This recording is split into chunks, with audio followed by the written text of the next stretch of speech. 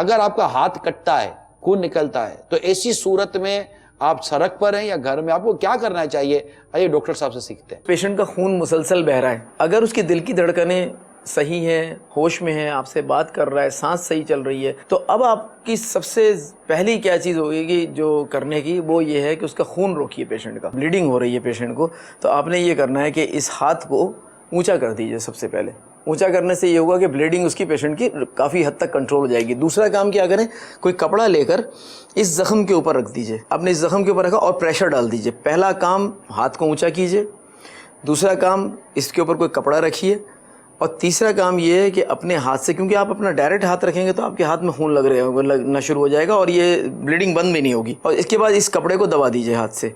अब आपने दबाया, खून रुक जाता है, तो आपके ये इस कपड़े को दोबारा से खोल कर ना देखिए। लोग इसको दोबारा से खोल कर देख रहे होते हैं। जब आप दोबारा से खोल कर देखेंगे तो चूंकि खून की नालियाँ इसके साथ चिपकी हुई थी और खून बंद हो गया था, खून दोबारा जारी हो जाएगा। तो इसको आपने इस तरह से इसके ऊपर रखना है, और रखने के बाद कोई और कपड़ा लेकर आप इसको यहाँ पर बांध दें। एक तो यहाँ ये बांधने से ये गॉज के ऊपर प्रेशर भी आ गया, जो आपने हाथ से हटा लिया वो प्रेशर यहाँ इससे आ गया।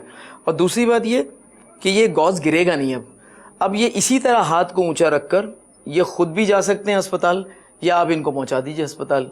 अगर आप सवाब कमाना चाहते हैं तो आप इनको अस्पताल छोड़ाइए। माशाअल्लाह, आप देखिए कितनी ये एक इम्पोर्टेंट ब्रीफिंग थी, वजाहत थी कि घर में इस तरह खुदा न खास्ता अगर कोई खून निकलना शुरू हो जाए तो किस तरह खून को रोका जा सकता है। और फिर बहुत प्यारी बात, जो हमारे अमूमन घरों में जो गलतियां होती हैं कि बंद किया खून को, अब देखते हैं।